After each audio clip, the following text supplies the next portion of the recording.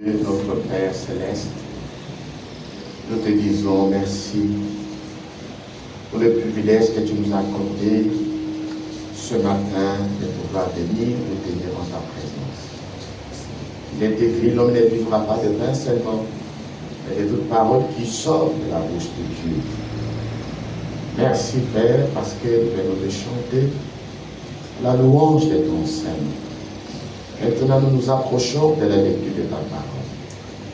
Envoie le glorieux Saint-Esprit pour nous donner l'interprétation de ce que nous lirons. Envoie l'onction, car c'est l'onction qui enseigne. Visite-nous d'une manière particulière ce matin. Donne-nous de bonnes dispositions pour écouter ta sainte et précieuse parole. Amen. Nous voulons écouter 2 fois comme écoutent les disciples. Amen. Croyons, Seigneur, que tu le feras. Car nous les demandons avec foi, au nom de notre Seigneur Jésus-Christ. Amen. Amen. Pendant que nous sommes debout, nous lirons dans les Saintes Écritures, dans l'Évangile selon Jean, chapitre 13. Évangile selon Jean, chapitre 13. Nous lirons à partir du verset numéro 3 jusqu'au verset numéro 12.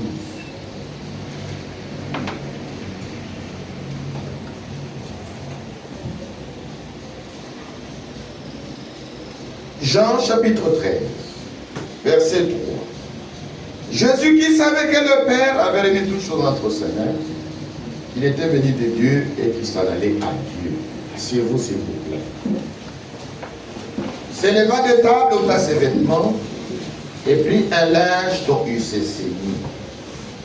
Ensuite, il versa de l'eau dans un bassin et il s'est mis à laver le pied des disciples et à les essuyer avec le linge dont il était saint.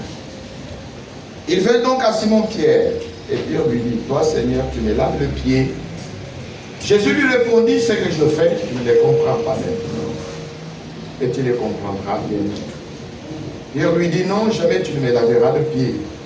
Jésus lui répondit, si je te lave, tu n'auras point de part avec moi. Simon-Pierre lui dit, Seigneur, non seulement le pied, mais encore le main et la tête. Jésus lui dit, celui qui est lavé a besoin que tu aies lavé le pied pour être entièrement pur. Que vous êtes purs, mais non pas tous. Car il connaissait celui qui les livrait. C'est pourquoi il dit, vous n'êtes pas tous purs. Après qu'il ait lavé le pied et qu'il eut pris ses vêtements, il s'est remis à table et leur dit, comprenez-vous ce que je vous ai fait? Vous m'appelez Maître et Seigneur, et vous dites bien, car je le suis. Si donc je vous ai lavé les pieds, moi, le Seigneur et le Maître, vous devez aussi vous laver les pieds les uns aux autres. Amen. Car je vous ai donné un exemple, afin que vous fassiez comme je vous ai fait. En vérité, je vous l'ai dit, le serviteur n'est pas plus grand que son Seigneur, ni l'apôtre plus grand que celui qui l'a envoyé. Si vous savez ces choses, vous êtes heureux, pourvu que vous les pratiquiez. Amen. Amen. Amen. Que Dieu ajoute la bénédiction à la lecture de sa parole. Amen.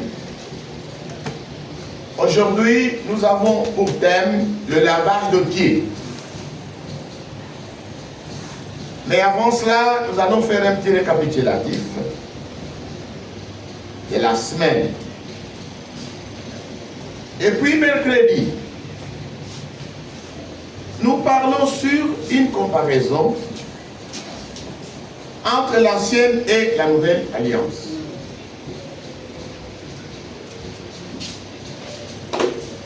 Dans la Bible,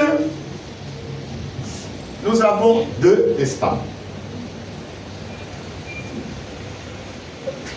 L'Ancien Testament et le Nouveau Testament.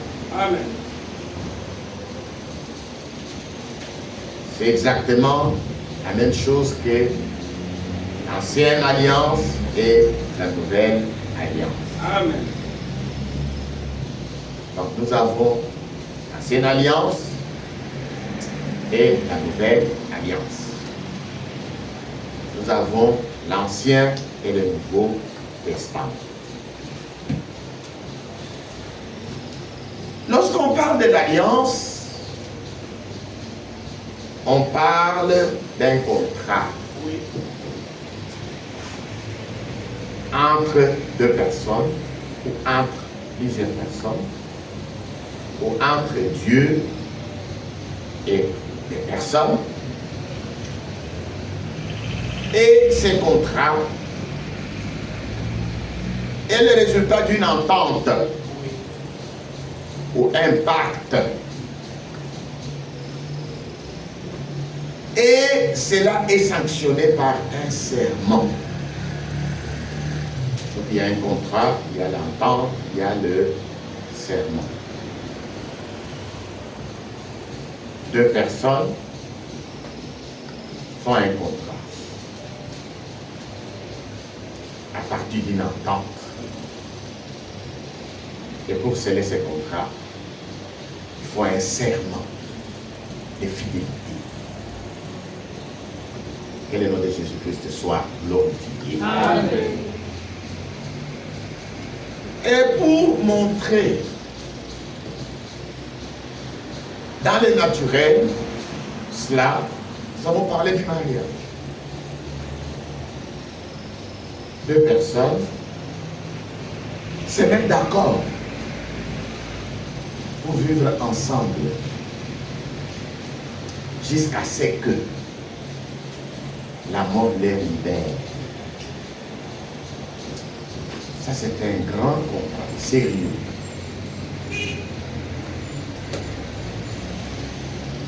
Et cela doit être le résultat d'une entente.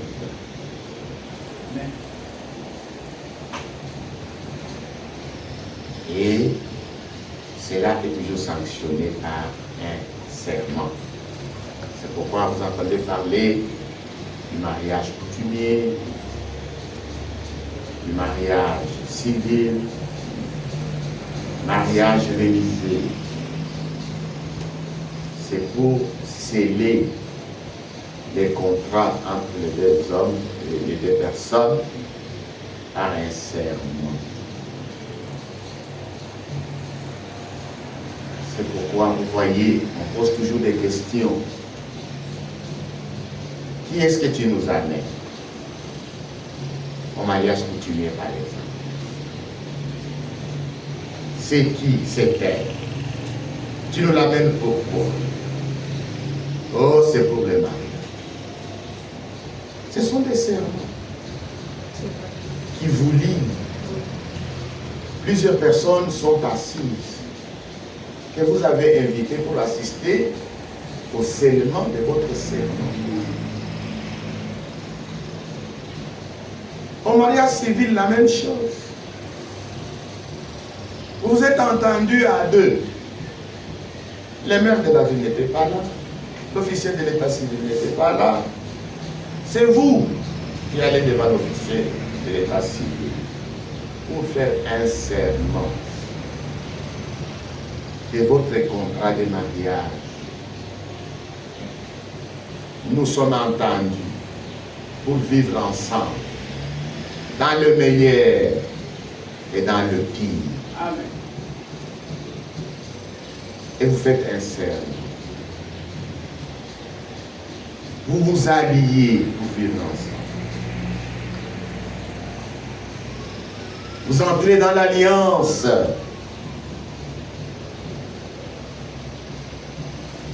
Et on vous donne même les signes de cette alliance. On appelle ça les alliances. Les bagues qu'on vous met au doigt.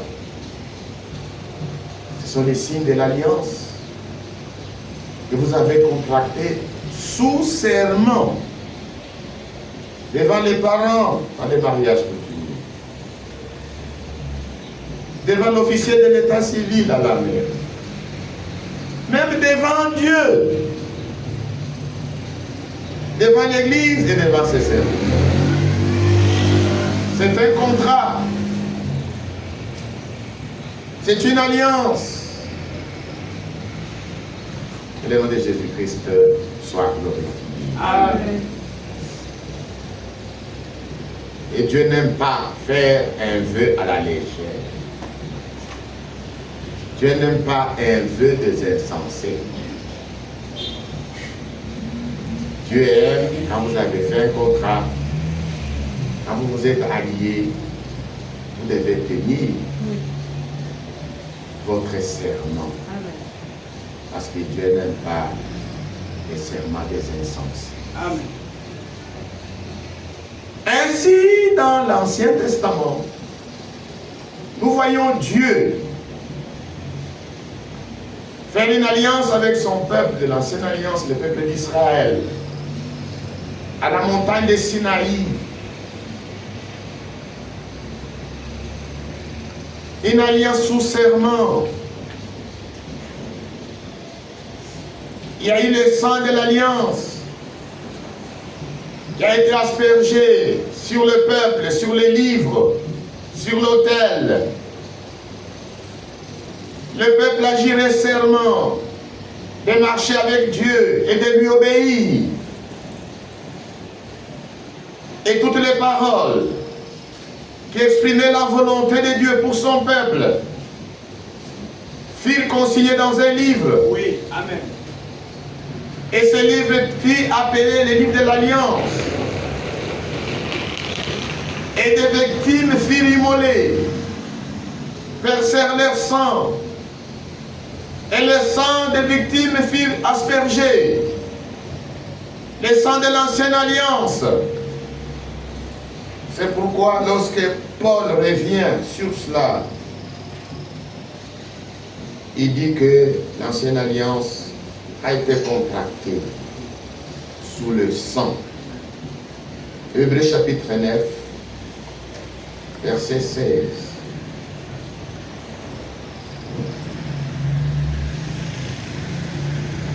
Verset 18. Voilà pourquoi c'est avec du sang que même la première alliance fut inaugurée. Amen. Moïse, après avoir prononcé devant tous les peuples tous les commandements de la loi, puis le sang des veaux et des boucs, avec de l'eau, de la laine écarlate et de l'hysope, et il fit l'aspersion sur les livres lui-même et sur tous les peuples en disant, ceci est le sang de l'alliance que Dieu a ordonné pour vous. Amen. Il fit pareillement l'aspersion avec les sang sur les tabernacles et sur tous les ustensiles du culte. Que le nom de Jésus soit glorifié. Amen. Dieu est saint. Amen. Il veut que son peuple, avec lequel il s'est allié, que le peuple qu'il a acquis, soit également un peuple saint. Et Dieu est fidèle. Il garde son alliance jusqu'à la 1000e génération. Pour ceux qui l'aiment et qui gardent les paroles de l'alliance. Mais il livre directement des représailles envers ceux qui les haïssent. Et cela est écrit dans le livre de Deutéronome, chapitre 20. Deutéronome, chapitre 20. Nous lisons à partir du verset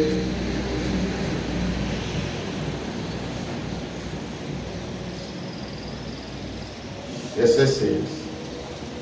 Vous savez de quelle manière nous avons habité dans le pays d'Égypte et comment nous avons passé au milieu des nations que vous avez traversées. Ici, Dieu rappelle au peuple qui était autrefois esclaves. Dieu les a choisis. Dieu les a appelés. Dieu les a rachetés. Dieu les a sortis du pays d'esclavage et il a fait traverser un nombre de peuples. Vous avez vu leurs abominations et leurs idoles. Le bois et la pierre, l'argent et l'or qui sont chez eux. Qu'il n'y ait parmi vous ni homme, ni femme, ni famille, ni tribu, dont le cœur se détourne aujourd'hui de l'Éternel, notre Dieu, pour aller servir le Dieu de ces nations-là. Qu'il n'y ait point parmi vous des racines qui produisent du poison et de l'absinthe. Que personne, après avoir entendu les paroles de cette alliance, contractée avec serment, ne se glorifie dans son cœur et ne dise, j'aurai la paix, quand même je suivrai les penchants de mon cœur, et que j'ajouterai l'ivresse à la soif. Dieu leur rappelle comment le peuple s'est entendu avec lui dans un contrat appelé alliance, qui était le résultat d'une entente, qui était sanctionnée par un serment. Ils ont entendu les paroles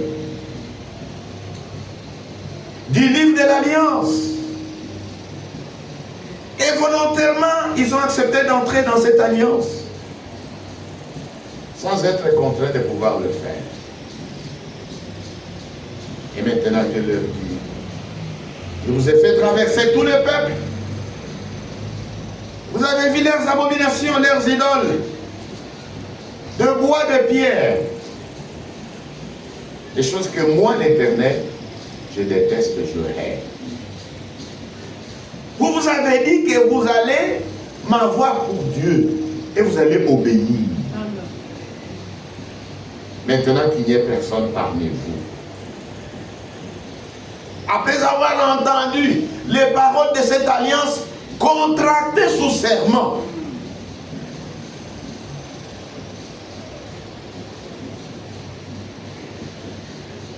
qu'il n'y ait ni homme, ni famille, ni femme, ni tribu, dont les cœurs se détournent aujourd'hui, pour se détourner de l'Éternel, pour aller maintenant servir d'autres dieux, ou produire des racines qui produisent du poison de l'absinthe au milieu du peuple, c'est-à-dire l'intoxication. Quand quelqu'un, lui, ne veut plus continuer sa marche chrétienne, il veut aussi troubler le reste, qui veut suivre le Seigneur. Dieu n'aime pas un tel homme. Amen. Dieu n'aime pas une telle femme. Amen. Qui produit une racine, qui produit du poison, de l'absinthe, qui produit du trouble parmi le peuple, qui rend le peuple amer, qui incite le peuple à la révolte, à la rébellion. Dieu ne veut pas. Amen. Vous avez échoué seul de suivre le Seigneur. C'est vous seul qui avez échoué. Laissez les autres suivre le Seigneur. Amen. Qu'il n'y ait personne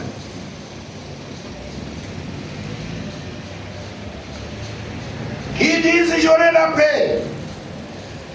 Il se glorifie dans son cœur. J'aurai la paix. Quand même je suivrai les penchants de mon cœur.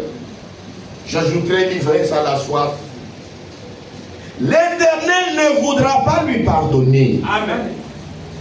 Mais alors la colère et la jalousie de l'Éternel s'enflammeront contre cet homme. Toutes les malédictions écrites dans ces livres reposeront sur lui. Et l'Éternel effacera son nom de dessous des cieux. Amen. Que le nom de Jésus-Christ soit glorifié. Amen. Il dit un homme comme ça, une femme comme ça, une tribu comme ça, une famille comme ça, après avoir écouté les paroles de l'alliance contractées sous serment, ne disent en son cœur que j'aurai la paix. Quand même, j'ajouterai l'ivresse à la soif. Je suivrai les penchants de mon cœur. J'aurai la paix. il n'y aura rien. Il dit les seigneurs, pas le prédicateur. Amen. Le Seigneur ne voudra pas lui pardonner. Amen. Le Seigneur usera directement des représailles contre cet homme. Amen. Et toutes les bénédictions décrites dans ces livres reposeront sur lui. Et l'Éternel effacera son nom. La colère et la jalousie de Dieu s'enflammeront contre cet homme. Amen. Le Dieu d'Israël est un Dieu jaloux. Amen. Le Dieu d'Israël a une colère ardente qui s'enflamme contre tout homme, toute femme qui détourne son cœur du véritable Dieu. Après avoir entendu les paroles de l'alliance contractées sous serment, si quelqu'un se révolte pour suivre maintenant les passions de son cœur, l'Éternel ne voudra pas lui pardonner. Amen. Voilà pourquoi nous devons craindre Dieu. Amen. Amen. Et dans le Nouveau Testament, nous voyons le Seigneur, dans la nuit, il fit livrer, instituer le repas du Seigneur. Il a institué le repas du Seigneur avec du pain, une coupe du vin. Le Seigneur et ses disciples étaient à la fête de Pâques, en train de manger le repas pascal. Oui. Et le Seigneur prit du pain, le bénit, les rompit et dit, prenez ceci est mon corps. Et ils prirent tous et ils mangèrent. Amen. Ensuite il prit la coupe et dit, ceci est la coupe du sang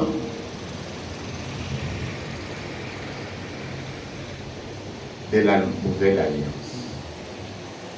Ceci est mon sang, le sang de la nouvelle alliance, qui est répandu pour vous, pour la rémission des péchés, des plaisirs. Buvez-en tous. Et ils en buvaient tous. Amen.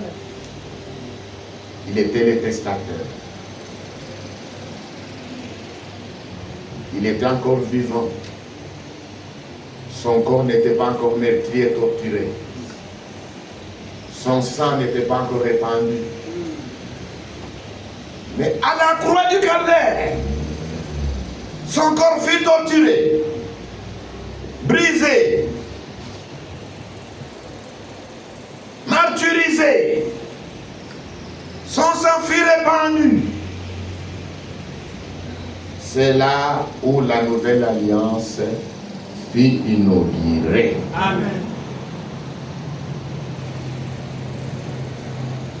Le nom de Jésus-Christ soit glorifié. Amen.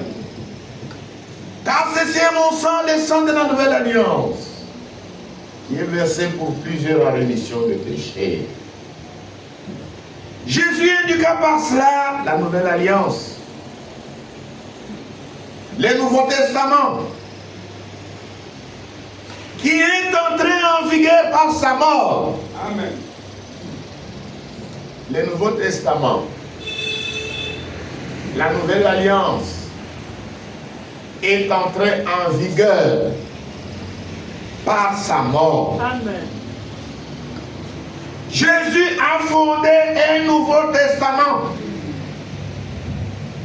par sa mort. Amen. Jésus a acquis un peuple Amen.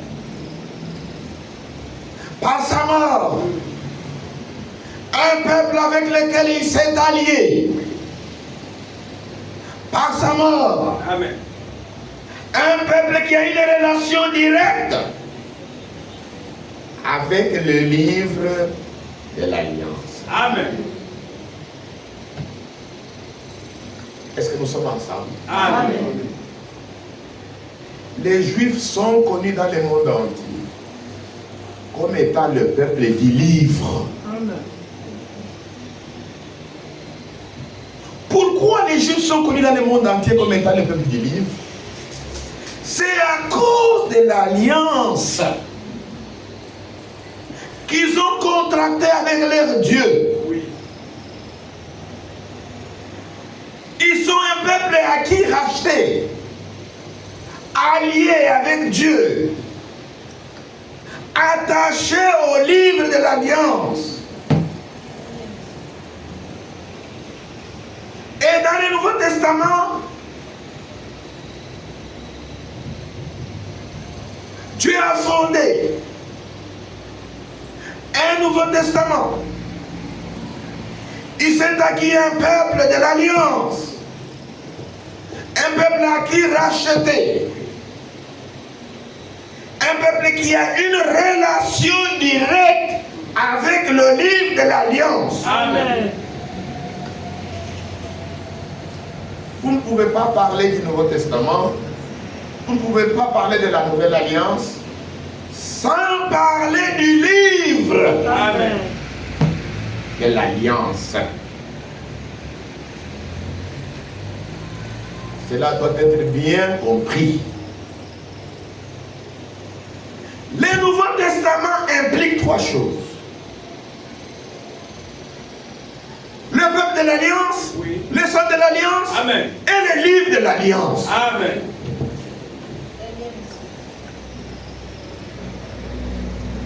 Vous ne pouvez pas être dans la Nouvelle Alliance sans être concerné par le livre de l'Alliance. Oui. Amen. Amen. Amen. Sans être concerné par le sang de la Nouvelle Alliance. Amen. Jésus a fondé le Nouveau Testament. Et il a acquis un peuple avec lequel il s'est allié. Oui. Ce peuple a une relation directe avec les livres de l'Alliance. Amen. Chaque chrétien est censé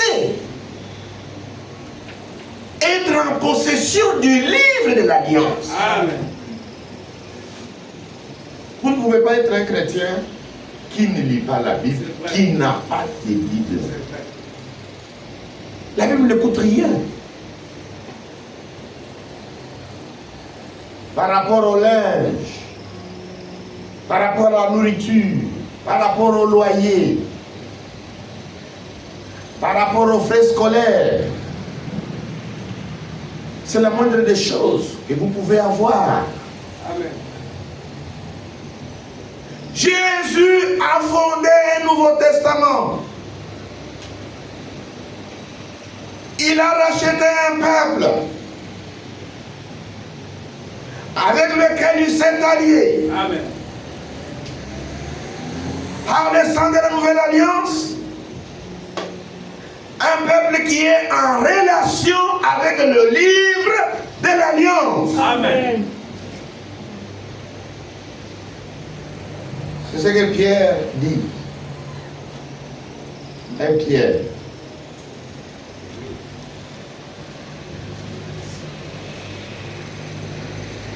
Pierre chapitre 1 verset 15.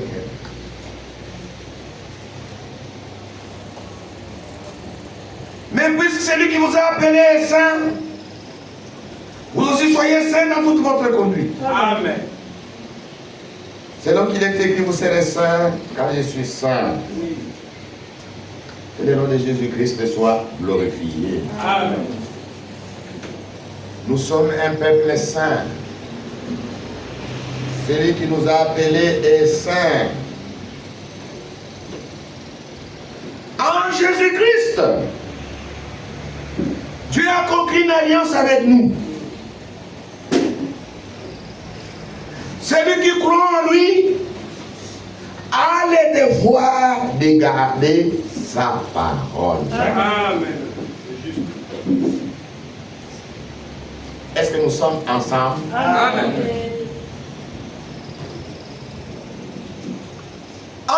Jésus-Christ, Dieu a conclu une alliance avec nous. Amen. Celui qui croit en lui a le devoir sacré de garder sa parole. Amen.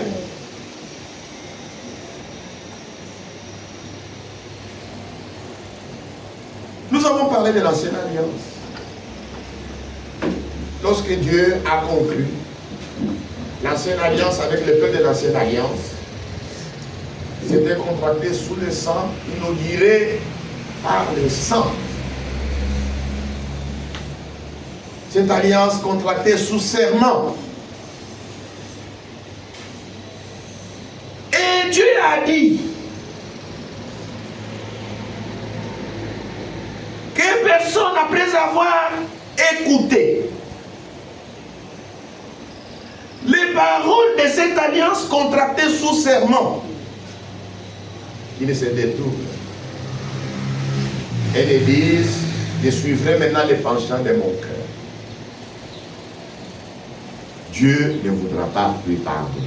Amen. C'est-à-dire, le peuple de l'ancienne alliance était tenu d'observer les paroles de l'alliance, de garder la loi, d'observer les commandements. Celui qui s'est détourné du commandement, toutes les malédictions devaient tomber sur lui. Amen. De la même manière, dans le Nouveau Testament, tout celui qui croit en Jésus-Christ accepte la nouvelle alliance. Amen. Si vous avez accepté la nouvelle alliance, vous avez le devoir de garder sa parole, Amen. qui sont dans les livres de l'alliance. Tout celui qui se détourne de la parole foule aux pieds les sangs de la nouvelle alliance. Amen. Et Dieu ne peut pas lui pardonner. Et le nom de Jésus-Christ soit glorifié. Amen. Le peuple noir aux États-Unis était esclave. Il s'est levé un homme aux États-Unis, Abraham Lincoln, qui fut président et qui a fait abolir l'esclavage.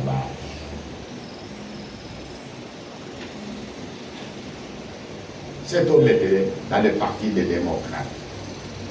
C'est ce qui explique que beaucoup de Noirs américains sont dans le parti démocrate, en souvenir d'Abraham Lincoln. Maintenant, un jour, Frère Madame me dit, il était dans le musée. Dans le musée, c'est là où on conserve beaucoup de choses historiques. Et Frère Madame était dans ce musée. Et devant lui, il y avait un homme noir. Et cet homme noir était en train d'observer les choses qui sont dans le musée. Et il a vu sursauter. Et il s'est mis à pleurer, cet homme noir. À chaud de larmes. Et ce madame était curieuse, lui a posé la question. Il a vu un vêtement qui était exposé au musée, tacheté de sang d'Abraham Lincoln.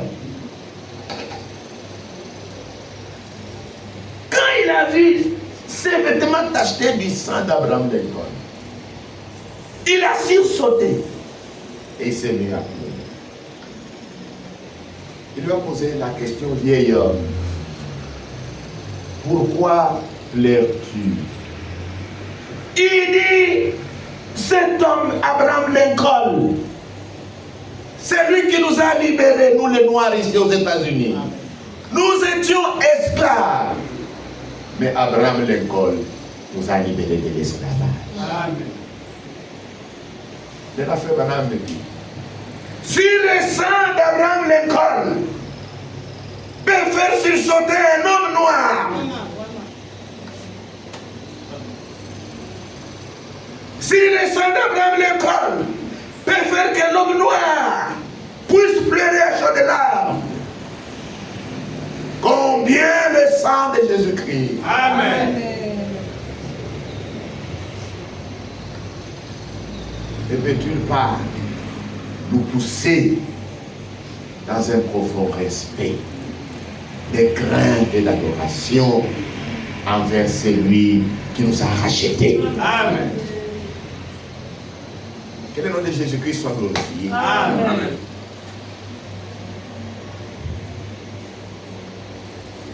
Pour conclure une nouvelle alliance avec le peuple du Nouveau Testament, les testateurs, le Seigneur Jésus-Christ lui-même a versé son propre sang. Amen. Il a donné sa propre vie. Son sang a été répandu pour inaugurer la nouvelle alliance. Amen. Nous sommes acquis Amen. au prix du sang de Jésus-Christ. Amen. Nous sommes rachetés au prix du sang de Jésus-Christ. Amen. Le sang de Jésus-Christ a inauguré la nouvelle alliance. Amen. Dans cette nouvelle alliance, Dieu s'est acquis un peuple de la nouvelle alliance. Dieu s'est allié un peuple de la nouvelle alliance. Amen. Et ce peuple est en relation directe avec le livre de la nouvelle alliance. Amen. Juste. Hébreux chapitre 10.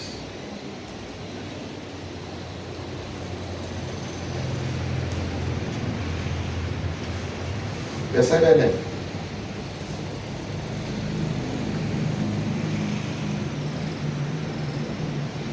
De quel pire châtiment pensez-vous que sera jugé digne celui qui aura foulé aux pieds le Fils de Dieu, qui aura tenu pour profane le sang de l'alliance, par lequel il a été sanctifié, et qui aura outragé l'esprit de la grâce? Car nous connaissons celui qui a dit: à moi la vengeance, à moi la rétribution, et encore, le Seigneur jugera son peuple. C'est une chose terrible que de tomber entre les mains du Dieu vivant. Amen. Et le nom de Jésus soit glorifié. Amen. Tout celui qui croit en Jésus-Christ doit savoir qu'il est entré dans la nouvelle alliance. Amen. Et cette alliance a été inaugurée par le sang de Jésus-Christ lui-même. Amen. Amen. Amen. Dieu voulait avoir un peuple avec lequel s'allier.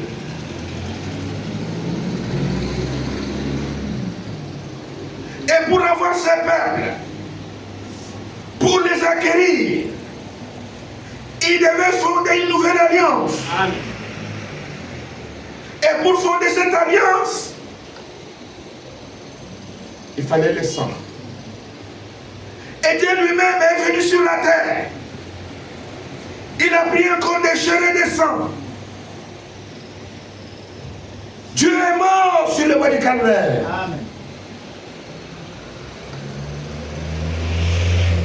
Amen. Amen. Dans un corps de chair et de sang. Il a versé son sang pour inaugurer la nouvelle alliance. Il s'est acquis un peuple. Il a racheté un peuple avec lequel il s'est allié. Et ce peuple est en relation directe avec le livre de l'alliance. Celui qui croit en Jésus-Christ a le devoir sacré de garder la parole de Dieu. Amen. C'est lui qui ne garde pas la parole de Dieu.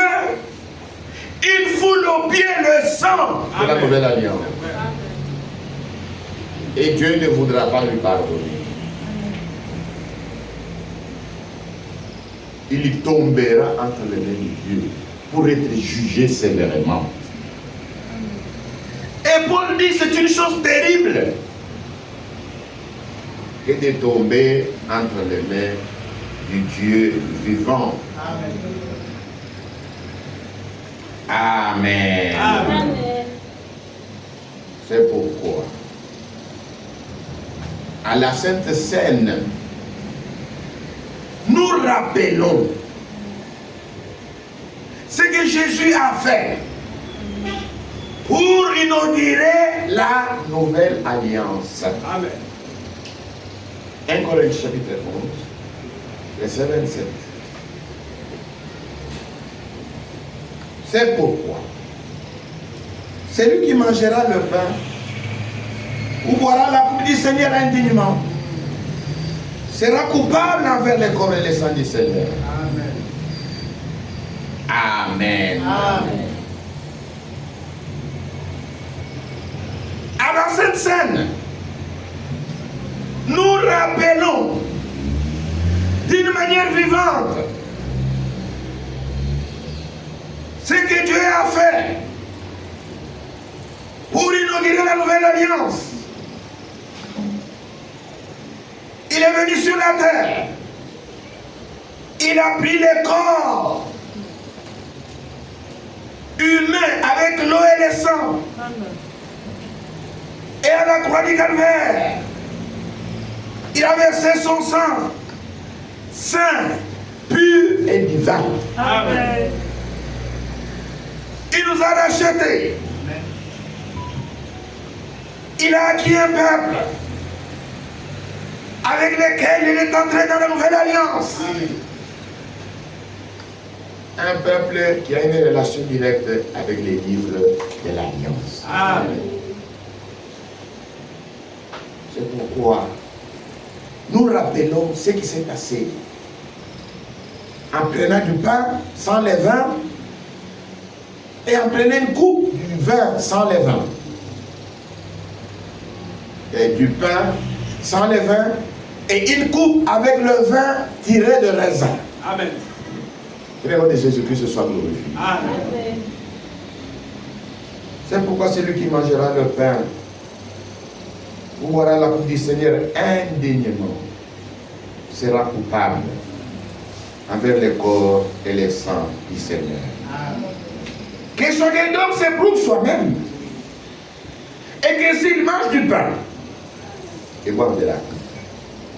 Car celui qui mange et boit sans discerner le corps du Seigneur mange et boit un jugement contre lui-même. C'est pourquoi il y a parmi vous beaucoup d'infirmes et de malades et qu'un grand nombre sont morts. Si nous nous jugeons nous-mêmes, nous ne serions pas jugés. Mais quand nous sommes jugés, nous sommes châtiés par le Seigneur afin que nous ne soyons pas condamnés avec le monde. Ainsi, mes frères, lorsque vous vous réunissez pour le repas, attendez-vous les uns les autres. Que Dieu soit loué. Amen. Celui qui prend part à la Sainte Seine doit être prêt intérieurement à faire la volonté de Dieu Amen. qui nous a montré dans sa parole. Amen.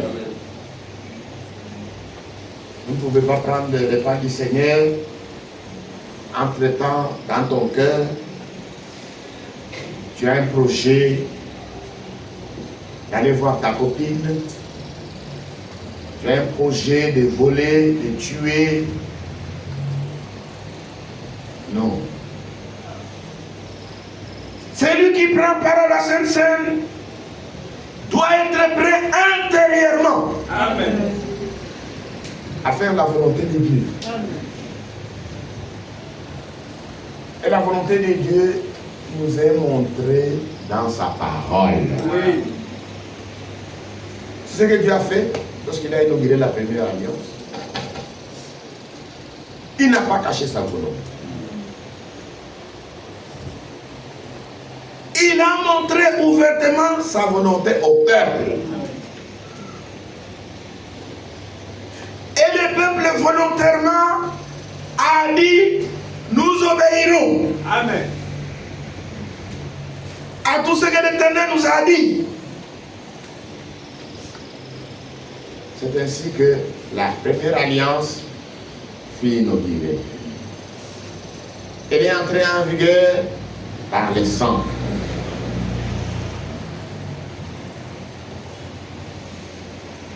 Et maintenant, le peuple de l'ancienne alliance est un peuple qui a une relation directe avec les lignes de l'alliance. Et Dieu ne tolérait pas que son peuple puisse violer sa parole. Amen.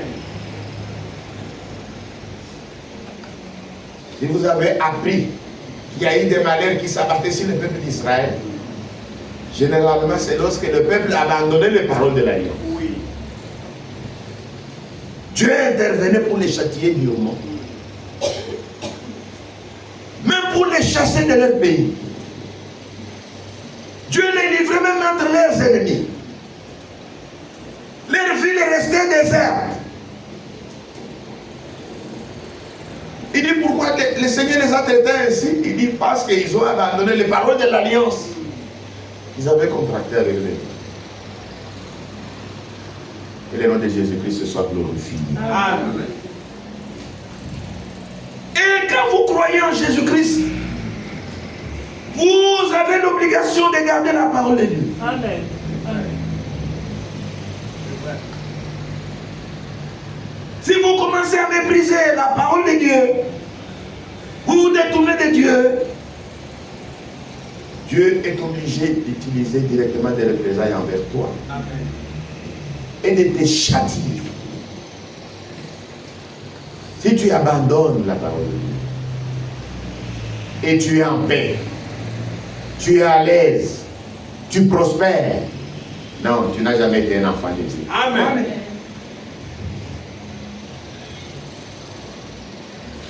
Tout enfant de Dieu que Dieu reconnaît pour fils, avec lequel il s'est allié, un peuple acquis, celui qui l'a racheté et qui abandonne la parole de Dieu, vous allez le voir, il perdra d'abord sa santé. C'est vrai. Il deviendra bizarre. Quand vous le rencontrez même en route, vous allez même l'oublier. Parce que Dieu va les châtier. Amen. Que le nom de Jésus-Christ soit glorifié. Amen.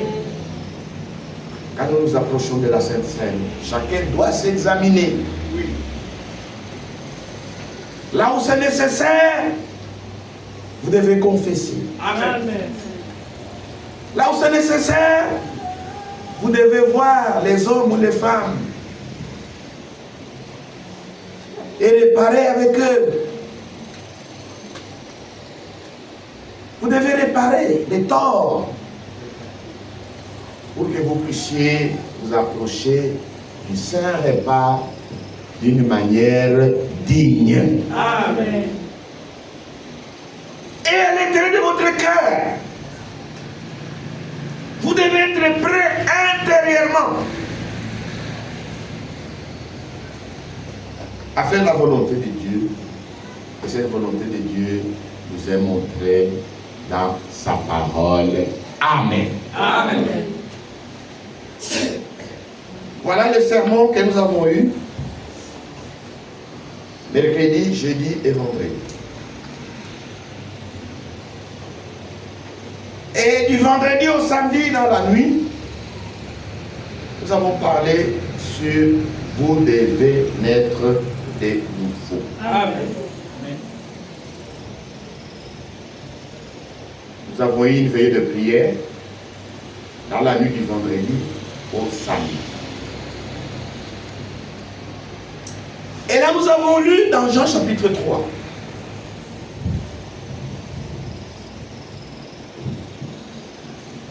Dans Jean chapitre 3, à partir du premier verset,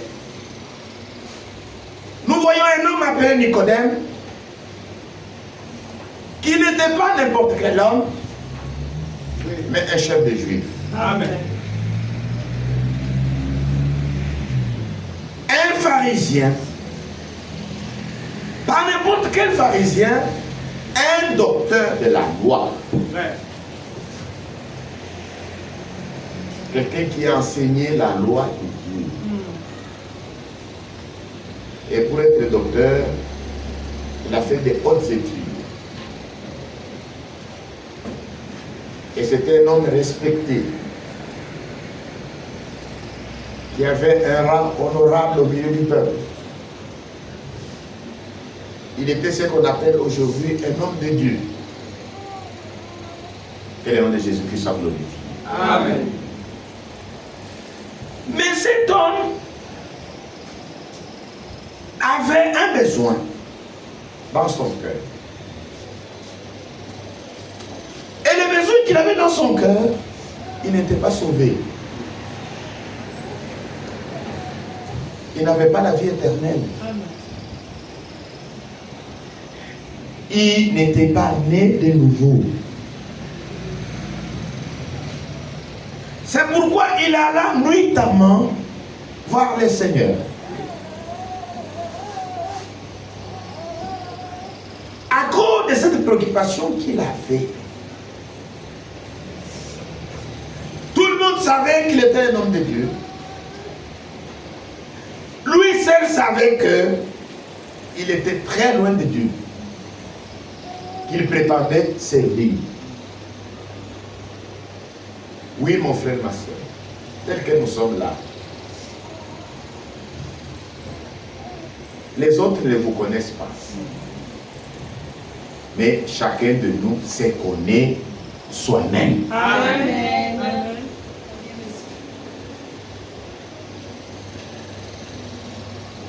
Même les paroles que nous prononçons là, il y a un témoin gênant qui nous montre que ce que tu dis là, tu mens.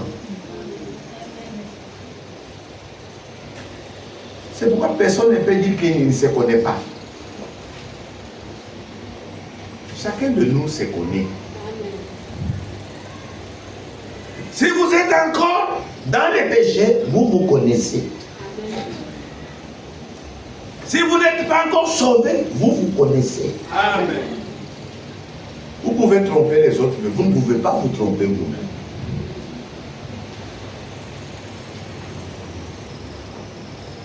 Un homme qui n'est pas sauvé a une double face. Il a une face qu'il présente aux autres. Et il a une face qu'il ne veut pas que les autres sachent qu'il est ça.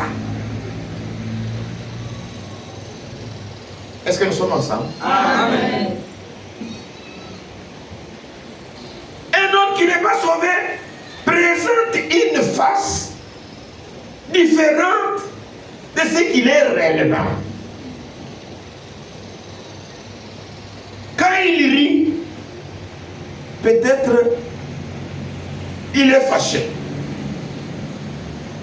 Mais il montre les dents. Pendant qu'à l'intérieur, il est fâché contre toi. Quand il manifeste de l'amour, à l'intérieur, il ne vous aime pas. C'est ça l'homme qui n'est pas sauvé.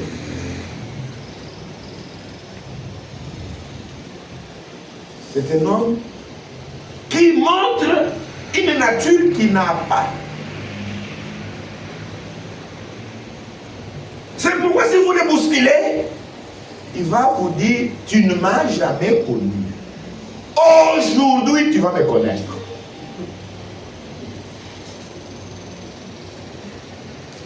Le nom de Jésus-Christ soit glorifié. Amen. Mais un homme sauvé, une femme sauvée, la face qu'il présente, c'est celle qui est à l'intérieur d'elle. Amen. Il n'a pas une double face. Que le nom de Jésus-Christ soit glorifié. Amen.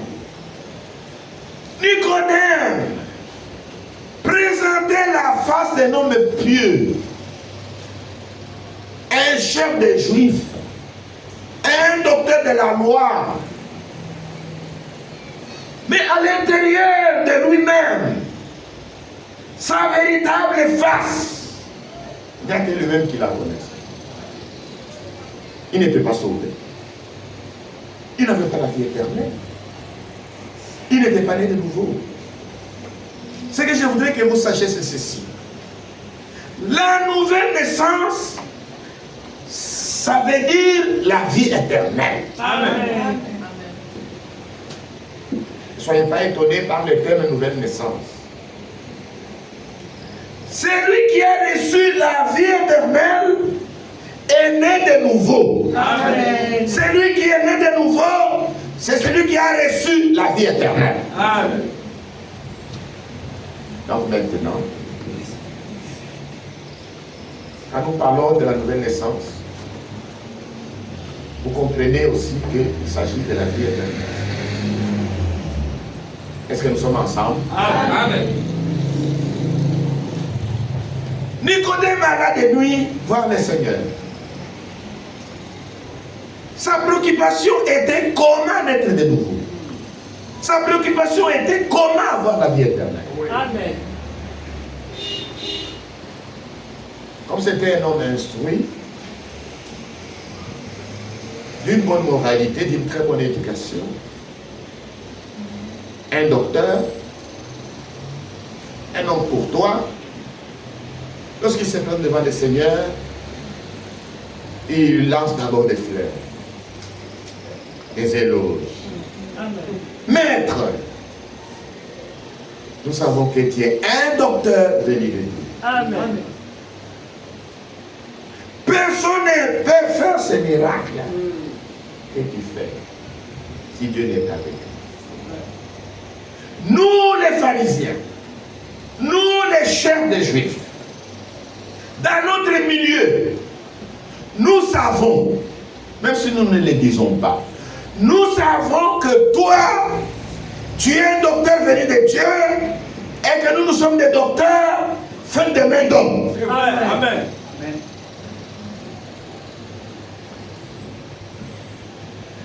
Personne ne peut faire ce miracle que tu fais si Dieu est avec lui. Dieu n'est pas avec nous. Oui. Dieu est avec toi. Amen. Le Seigneur n'est pas allé par 4 chemins. Il lui a dit, en vérité, je te l'ai dit, si un homme est né de nouveau, il peut voir le royaume de Dieu. Si un homme est né de nouveau, il peut entrer dans le royaume de Dieu. Le mot voir ici a le sens de comprendre. Amen. Comprendre avec le cœur. Et c'était ça la préoccupation de Nicodème. Voilà pourquoi il lui dit, mais maître, rabbi, comment cela peut-il se faire pour un homme comme moi? Je suis déjà vieux. Dois-je retourner dans le sein de ma mère pour renaître? Il dit non. Même s'il t'arrive de rentrer dans le sein maternel et de naître, tu seras toujours la même vieille créature. Parce que celui qui est né de la chair est chair, et celui qui est né de l'esprit est esprit. Amen. À la maison, lisez Jean chapitre 3. Il dit, maître, je ne comprends rien. Il dit, toi tu es un docteur d'Israël. Comment est-ce que tu ne comprends pas ces choses? Je vais maintenant aller tout droit au but. Et comme Moïse éleva le serpent dans le désert, il faut de même que le Fils de l'homme soit élevé, afin que quiconque croit en lui ait la vie éternelle. Amen. Car Dieu a tant aimé le monde qu'il a donné son Fils unique, afin que quiconque croit en lui ne périsse point, mais qu'il ait la vie éternelle. Amen. Est-ce que nous sommes ensemble? Amen. Ça veut dire quoi?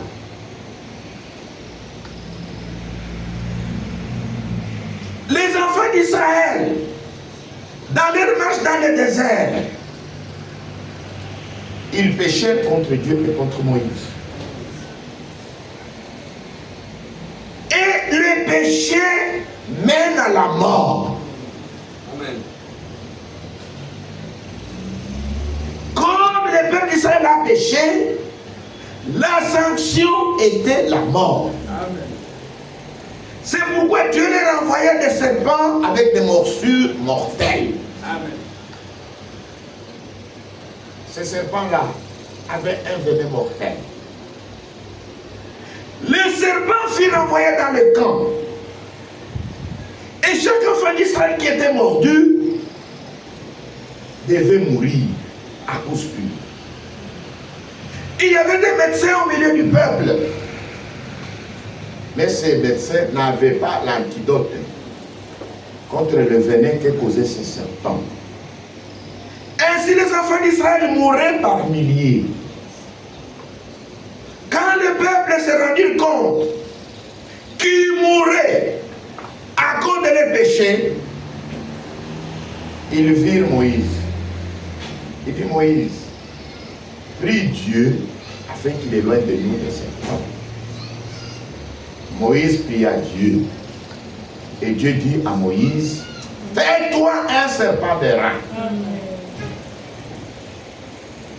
Un serpent de bronze. Un serpent de cuivre. Le rein, le cuivre, le bronze, c'est un même métal. Et Moïse fit un serpent de rein qui le éleva sur une place élevée, sur le bois. Et puis Dieu dit, dites au peuple, tout celui qui sera mordu, qui ne se contente plus des sables morsures, mais qu'il regarde seulement au serpent que tu vas élever. Et il ne mourra pas.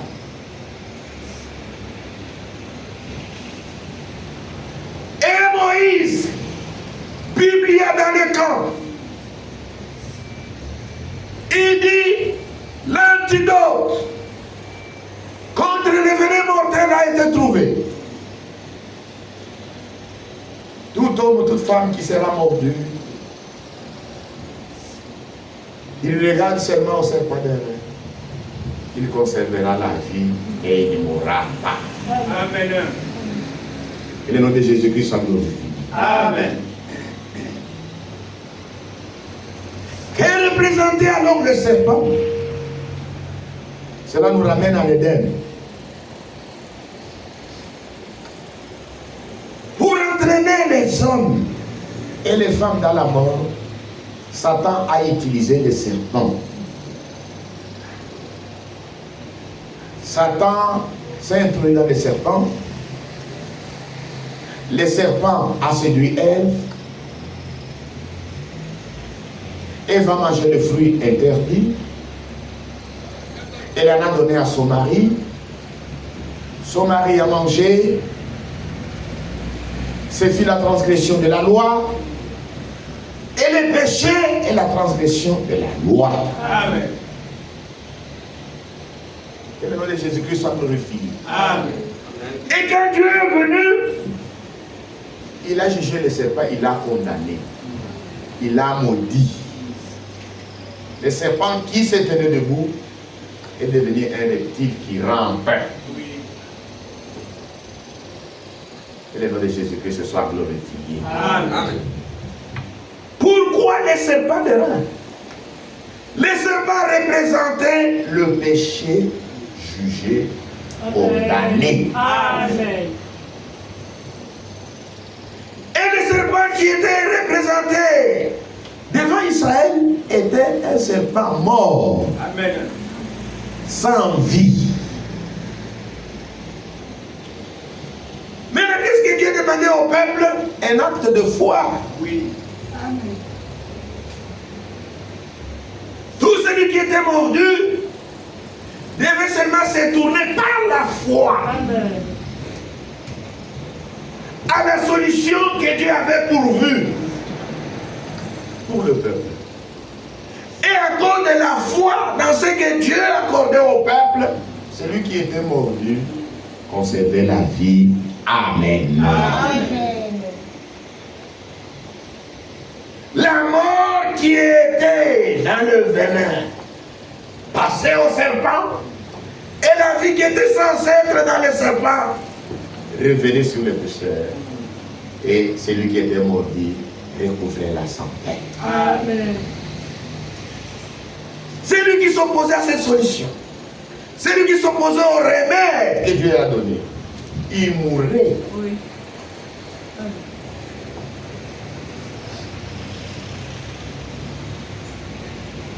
Pour maintenant arriver à la nouvelle naissance, Jésus dit à Nicodème,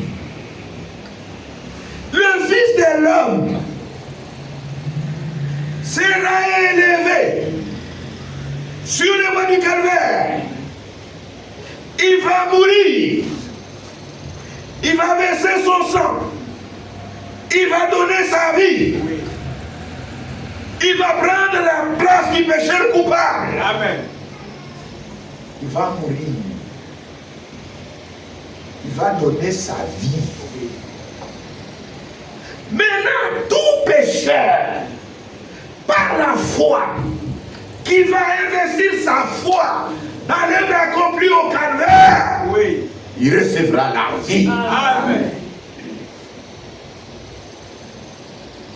La vie qui est sortie de cet homme reviendra dans le cœur du pécheur. Et la mort et le péché qui était sur les pécheurs coupables va aller sur les sauveurs. Amen. Amen. Et la vie qui était dans les sauveurs reviendra sur les pécheurs. Amen. C'est échange. Un grand échange a eu lieu au calvaire. Amen. Amen. Jésus a pris notre péché. Amen. Jésus a pris notre condamnation. Amen. Et nous, il nous a donné et sa vie Amen. et sa nature Amen. Amen. et son innocence. Amen. Que le nom de Jésus-Christ soit glorifié. Amen. Voilà comment on est de nouveau. C'est en croyant en Christ crucifié. Selon la parole de l'évangile. Et là, j'ai insisté pour dire que dans la Bible, il y a les enseignements. Dans la Bible, il y a la parole prophétique. Et dans la Bible, il y a l'évangile. Les enseignements ne peuvent pas mener au salut. Amen. La parole prophétique ne peut pas mener au salut. Amen. Amen. Mais c'est la parole de l'évangile Amen. qui amène au salut. Amen. Alléluia. Amen. Que le nom de Jésus-Christ soit glorifié. Amen. Parce que la parole de l'évangile peint Christ comme crucifié. Amen. Amen. Comme Moïse éleva le serpent dans le désert, le Fils de l'homme sera élevé. Fait que quiconque le croit en lui ne périsse point, mais qu'il ait la vie éternelle. Amen. À Golgotha, Jésus est mort pour nos péchés. Il a pris notre malédiction. Il a pris nos péchés, il a pris notre place. Et nos péchés l'ont tué. Amen. Amen. La condamnation qui nous donne la paix tombe dessus. Le châtiment qui nous donne la paix tombe dessus. Que le nom de Jésus-Christ soit glorifié. Amen. Maintenant, pour naître de nouveau, vous devez par un acte de foi investir votre confiance dans l'œuvre accomplie sur le bois. Amen. Croire Amen. que Dieu est devenu un homme Oui. en Jésus-Christ et qu'il a pris le poids de votre péché, le poids de votre culpabilité, le poids de votre condamnation. Amen. Et il a souffert à votre place. Et il a versé son sang. Et si vous croyez que cette souffrance, que cette mort, c'était pour vous, Amen. en ce moment-là, vos péchés. Passe sur lui Oui. votre jugement. Passe sur lui Amen. votre condamnation. Passe sur lui Amen. et sa vie vient en vous. Amen. Et vous avez la vie éternelle. Amen. Et vous êtes né de nouveau. Amen. Et vous êtes sauvés. Amen. Et le nom de Jésus-Christ soit glorifié. Amen. Et tout celui qui réagit à la mort de Jésus-Christ, tout celui qui s'approprie le sacrifice de Jésus-Christ, ressent les désirs de se repentir. Amen. Amen. Amen. Parce que la véritable foi dans le Sauveur conduit au repentant. Amen. Amen. Amen. Vous ne pouvez plus rester les mêmes. Amen. Vous regrettez votre ancienne vie passée. Amen. Et cela, c'est automatique. Amen. Regardez les brigands. Est-ce que nous sommes ensemble? Amen. Regardez les brigands. Les jours de la crucifixion, il y avait des brigands qui étaient condamnés à mort comme les seigneurs. Et ces deux furent crucifiés, l'un à gauche et l'un à droite. Au départ, tous les deux l'insultaient. Mais celui qui était à sa droite est rentré en lui-même. Et puis il dit non. Nous méritons ce châtiment. Nous sommes coupables. Pas lui. Amen. Lui est saint. Amen. Lui ne mérite pas ce sort que nous méritons. Nous sommes coupables. Lui est le sauveur. Amen. Vous voyez. Au même moment, c'est du contact. Alléluia. Il n'a pas attendu qu'on puisse l'exhorter. Répands-toi. Répands. Non. Amen. Il dit Seigneur. Oh, les brigands. Reconnais que celui qui était couronné d'épines était le Seigneur. Amen. Il dit Seigneur, souviens-toi de moi. Amen. Le Seigneur lui dit au même instant, malgré ses souffrances, Oui. malgré ses douleurs, malgré l'agonie, malgré le chagrin, il a fait un effort. Il a regardé dans sa direction pour lui dire, ce soir, Amen. tu seras avec moi dans le paradis. Alléluia. Amen. C'est en cet instant-là qu'il a été pardonné, sauvé, Amen. né de nouveau. Amen. Que le nom de Jésus soit glorifié. Amen. J'ai parlé de Zachée. Je disais quand Zachée, qui était un homme coupable, un homme pécheur, qui était monté dans l'arbre, sur un sycomore, et qui voulait voir le Seigneur. Et quand le Seigneur est arrivé, il a regardé. Et il a appelé nommément par son nom. Zachée, à toi descendre. Amen. Parce qu'aujourd'hui, il faut que j'entre dans ta maison. Amen.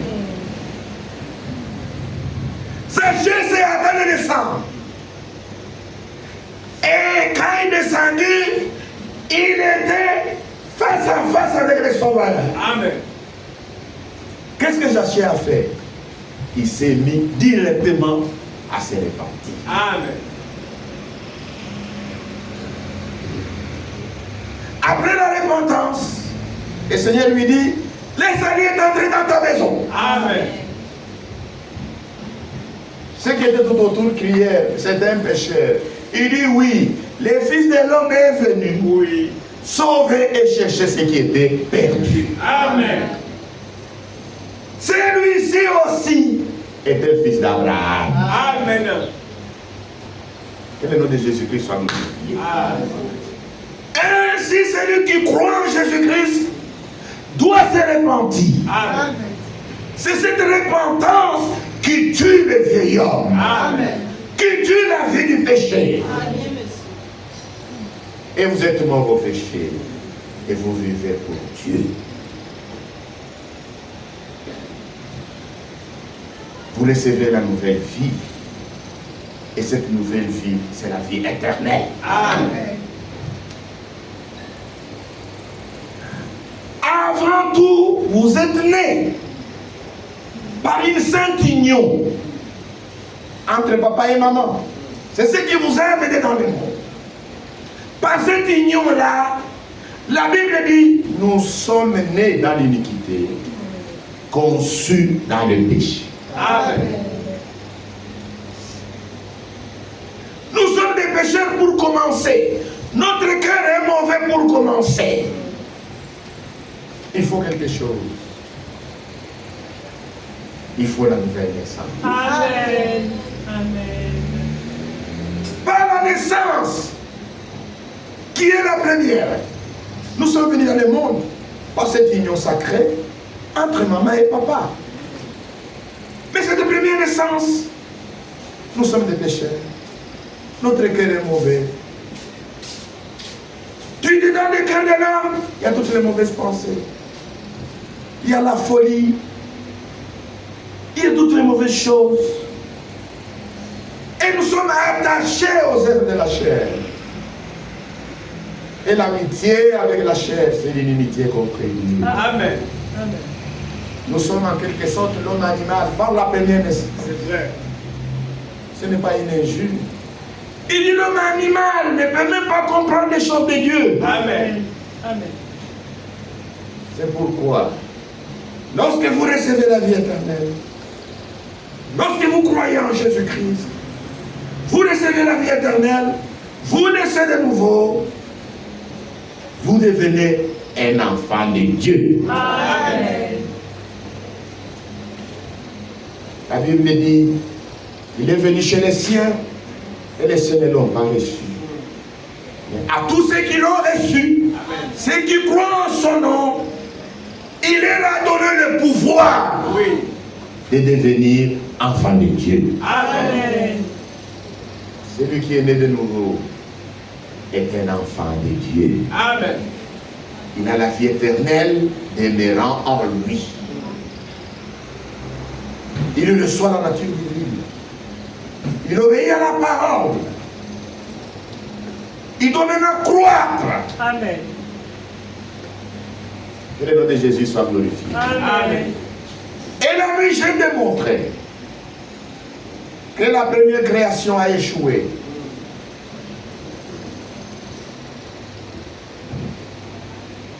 Le premier homme, Adam, qui a été créé, qui est sorti directement de la poussière. Dieu l'a formé de la poussière. Il est tombé. Et dans sa chute, il a répandu les péchés sur tous ses enfants. Dans sa chute, il nous a entraînés tous dans la mort. Amen. Parce que tous nous étions en lui. Dieu a résolu de commencer une nouvelle création. Amen. Et Jésus-Christ est le commencement de la création de Dieu. Il est le premier-né dans la nouvelle création. Que le nom de Jésus soit élevé. Amen. Comment Jésus est né? Jésus est né de l'esprit et de la parole. Amen. Parce que nous tous les enfants d'Adam, nous sommes venus par l'union sacrée entre maman et papa. Et psaume dit, je suis né dans l'iniquité. Ma mère m'a conçu dans les péchés.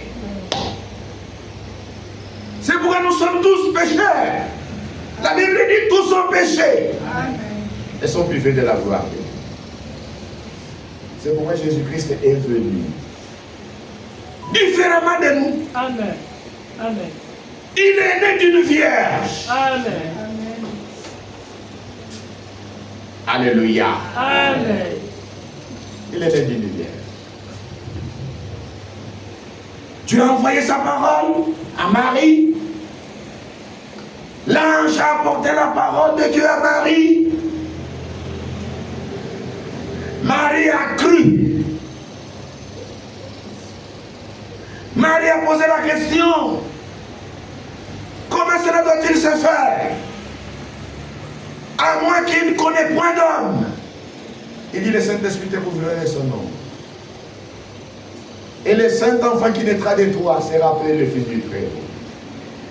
La Bible dit, heureuse celle qui a cru, parce que les choses qu'elle a cru auront leur accomplissement. Amen. Amen. Amen.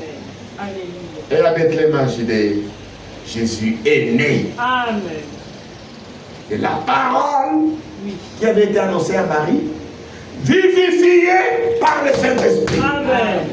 Amen. Si vous avez suivi, dites Amen. Amen.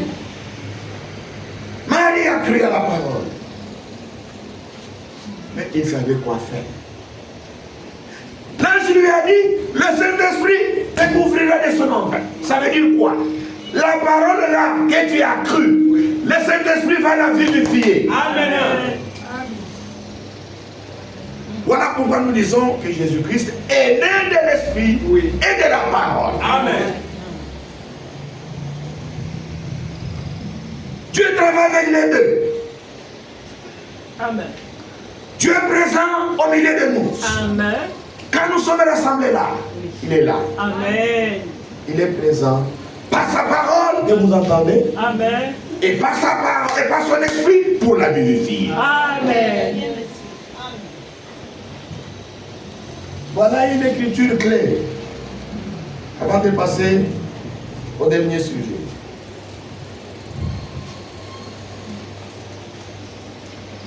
Un Pierre.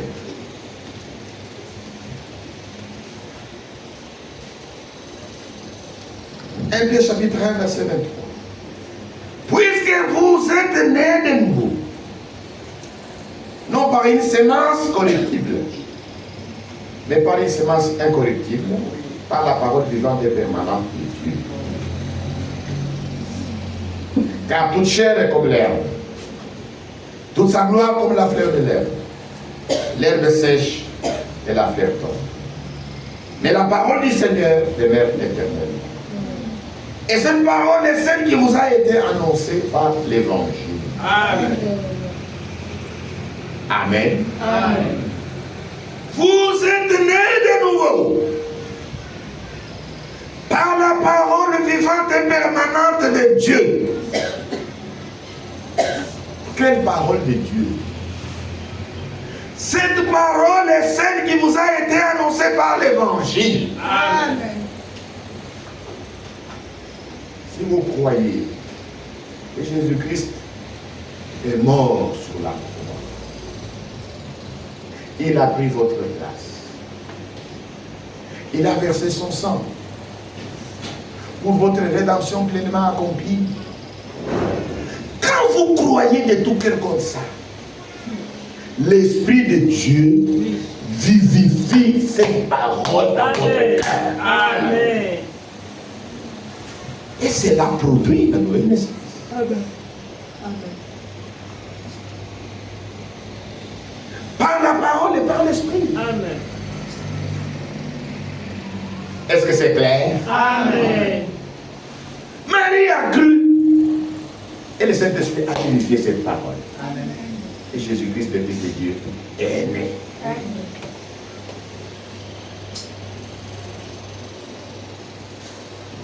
Sans la nouvelle naissance, vous ne pouvez pas entrer dans le royaume de Dieu.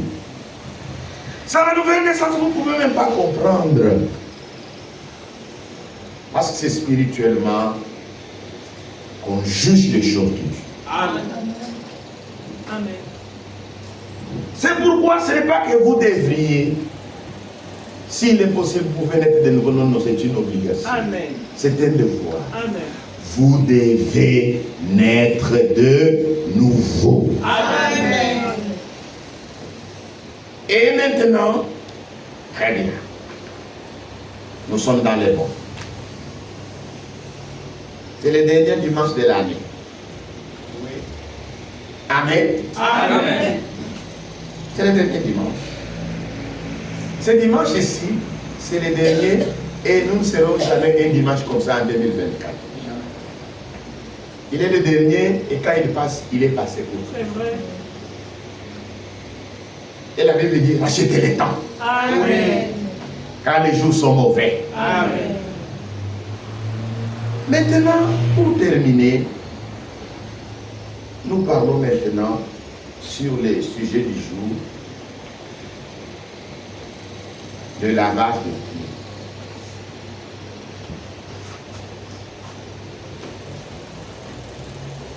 Et comme nous sommes à l'école de dimanche, on chante d'abord un petit chorus pour que ceux qui voulaient dormir ne dorment pas. Oui. Parce que ça va me prendre un petit moment. Qu'une seule, nous entendons un chorus volontaire. Je me confie en Jésus, en lui point de mal, car il est fidèle dans ses promesses. Je me confie en Jésus, en lui point de mal, car il est fidèle dans ses promesses. Oh, louez, louez, louez, louez Jésus, louez l'agneau, car il est fidèle. Louez, louez, louez, louez Jésus, louez l'agneau, car il est fidèle. Je me confie en Jésus, en lui point de mal, car il est fidèle dans ses promesses. Je me confie en Jésus, en lui point de mal, car il est fidèle dans ses promesses. Oh, louez, louez, louez, louez Jésus, louez l'agneau, car il est fidèle.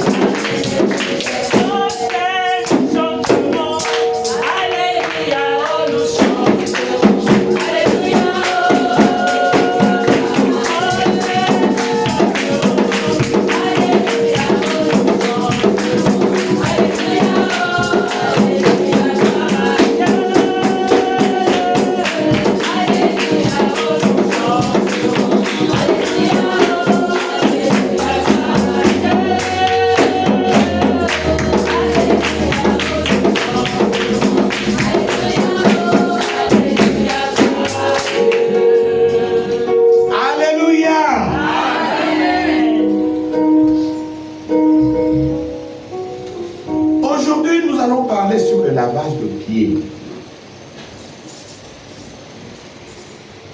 Le Seigneur Jésus-Christ, dans la nuit, il fit du vrai, il prit du pain, le bénit, les rompit, donna à ses disciples. Ensuite, il leur donna la coupe. Ils en burent tous. C'est après, il est descendu de la table, il a versé de l'eau dans un bassin, il s'est ceint, et puis il a commencé à laver le pied des disciples. Amen. Quand il est arrivé au niveau du disciple Pierre, Pierre ne voulait pas.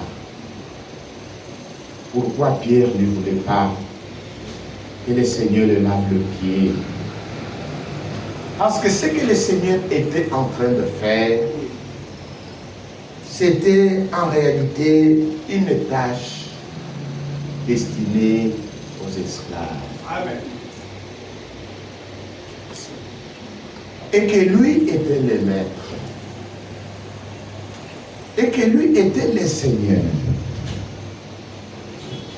Comment il pouvait s'abaisser jusqu'à ce niveau-là?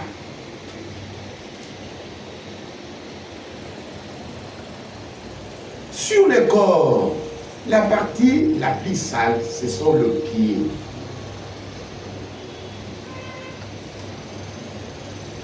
Et je suivais un commentaire. Ça doit être un médecin qui disait, quand nous allons dans la douche, parfois nous négligeons la partie la plus sale. Ouais.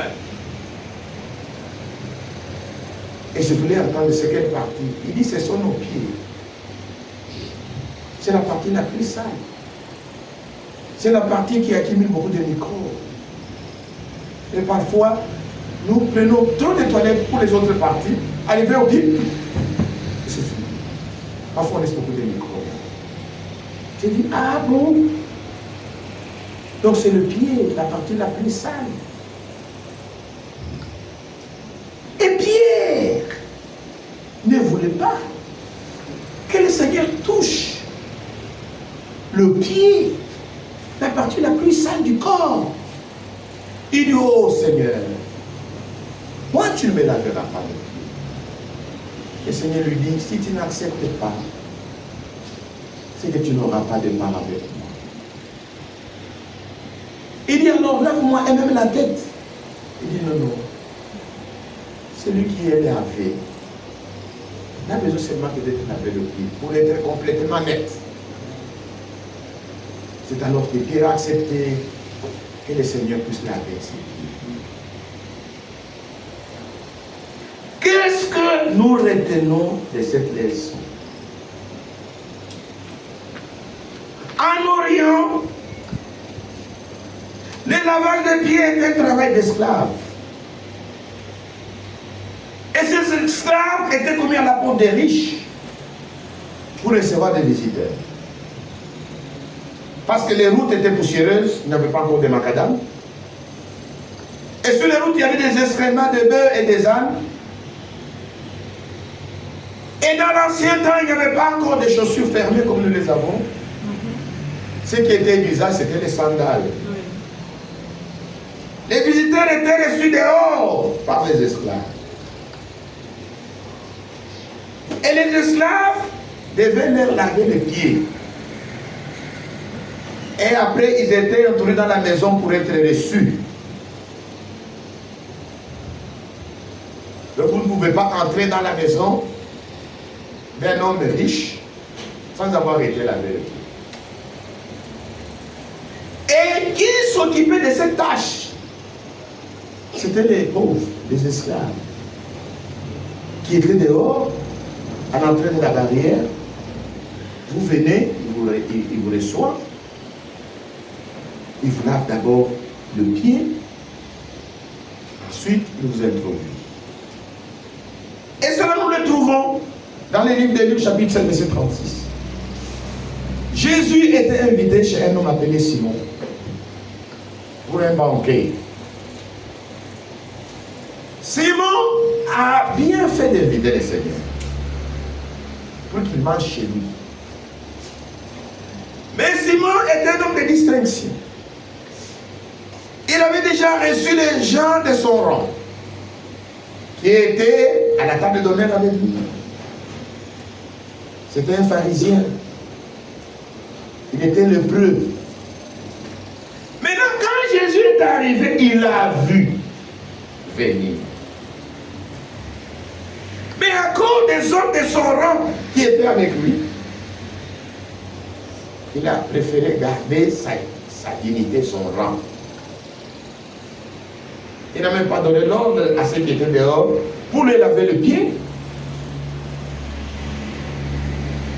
Lui ne s'est pas levé.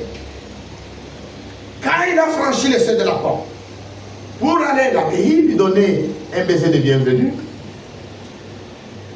il est resté seulement à sa place. Et le Seigneur n'a même pas eu quelqu'un pour lui montrer où il devait s'asseoir.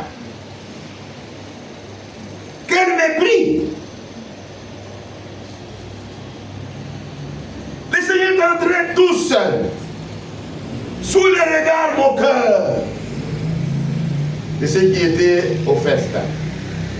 Et s'est débrouillé tout seul pour trouver où s'asseoir. On l'a tourné au ridicule. Il était comme en quelque sorte ce que nous appelons aujourd'hui un rigolo. Et pourtant, il était le Seigneur de gloire. Amen.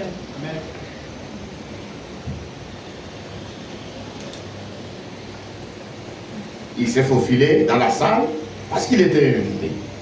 Lui, quand vous l'invitez, même pour le mépriser, il vient. Il ne manque jamais au rendez-vous.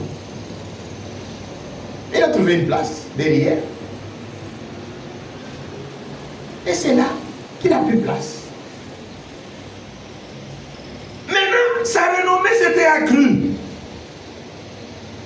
Il y avait dans les coins une femme pécheresse. Oui. Une femme de mauvaise vie. Qui, elle, cherchait une occasion de se tenir dans sa présence. Amen. Quand cette pécheresse a appris que le Seigneur est dans la ville, invité chez Simon, elle a dit, en tout cas, moi aussi, je vais tout faire pour les rencontrer. Du moins, j'aurai l'occasion de me tenir dans sa présence. Oui. Elle est venue et croyait qu'il sera à la table d'honneur avec les Simon. Non, il n'était pas à la table d'honneur. Madame a fait plusieurs prédications sur ce sujet. Jésus m'a reçu. Maintenant, il a dit, mais on m'a dit qu'il est dans la salle. Mais il n'est pas à la place d'honneur. Il cherche, il cherche.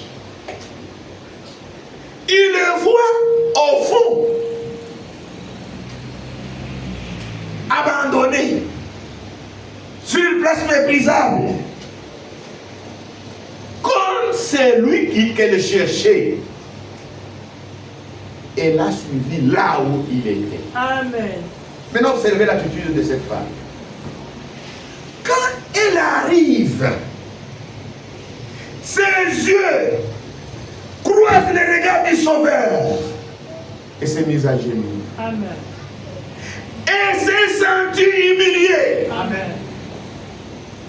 À cause de sa vie pécheresse. Amen. Elle est tombée à ses pieds et s'est mise à se repentir.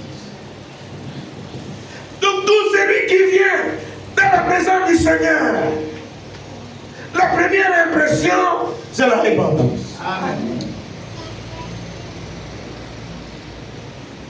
Et s'est repenti, et s'est condamné, et s'est humilié, et des larmes ruisselaient de ses joues, Oui. comme un torrent, parce que son cœur était abattu dedans d'elle, à cause de ses nombreux péchés.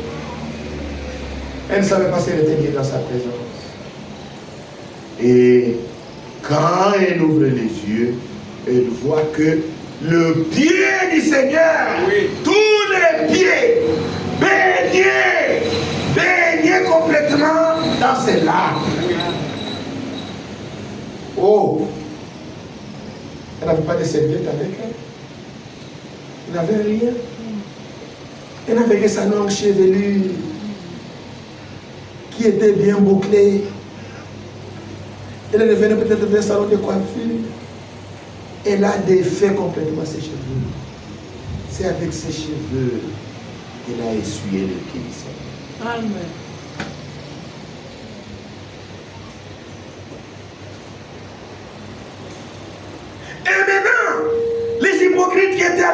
d'honneur. Les pharisiens qui étaient autour de Simon, ils s'est moqué de lui. On lui dit, oh, mais cet homme, si c'était un prophète, ne pouvait pas accepter que cette femme pécheresse puisse toucher ses pieds. Car c'est une femme de mauvaise vie. Nous savons que le Seigneur a pris la parole. Simon, maître, il dit, j'ai une question. Il dit, ça va, allez-y. Il y a un débiteur avec des hommes. L'un lui devait un petit montant, l'autre un grand montant.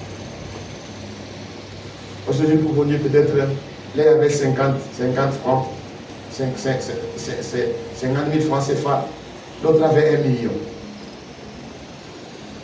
Les deux devaient à cet homme. Maintenant, un jour, il rencontre, il dit, toi, ne me donne plus, c'est fini. Il rencontre celui de 1 million, il dit, toi aussi, c'est fini. C'est pardonné.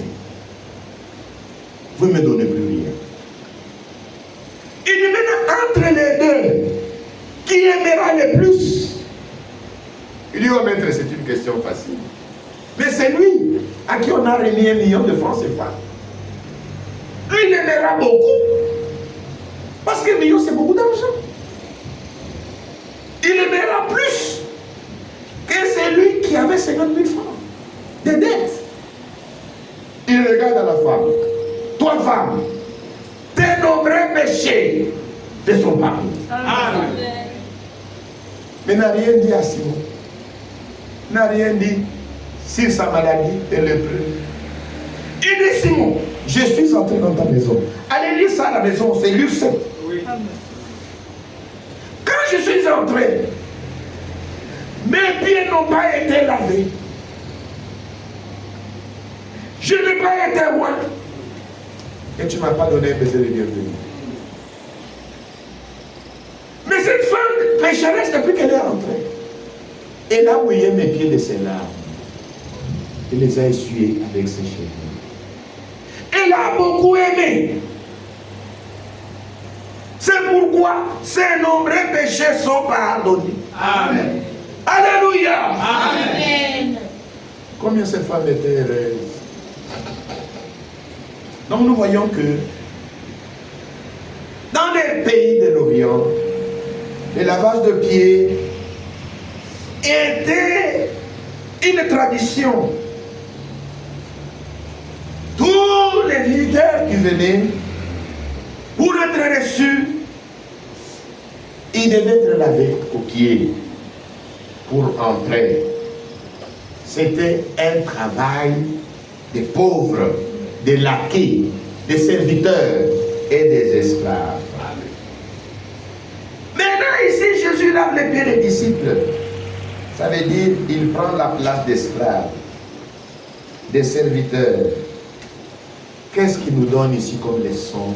Il nous donne une leçon d'humilité. Amen.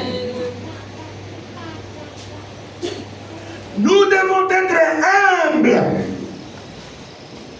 Nous devons être des serviteurs des autres. Amen. Lorsque nous lavons le pied, nous témoignons que l'autre est au-dessus de nous. Amen. Ça, c'est une grande leçon pour nous, les pauvres gentils.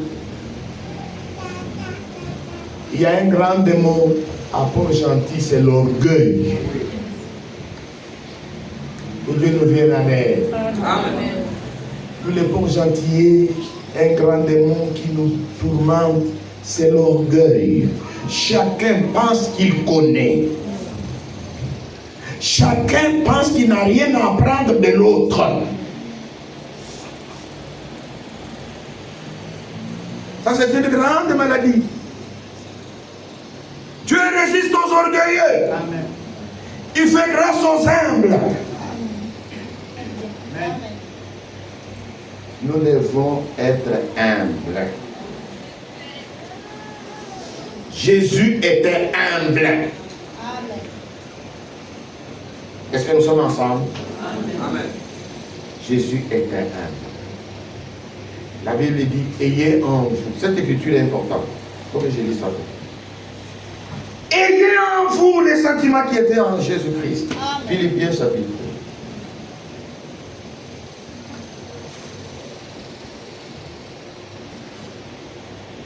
Si vous n'êtes pas humble, ça sera très difficile pour vous de marcher avec le Seigneur. Parce que lui-même est humble. Dieu résiste aux orgueilleux, mais il fait grâce aux humbles. Là où il y a des gens orgueilleux, même pour s'entendre, ça sera très difficile.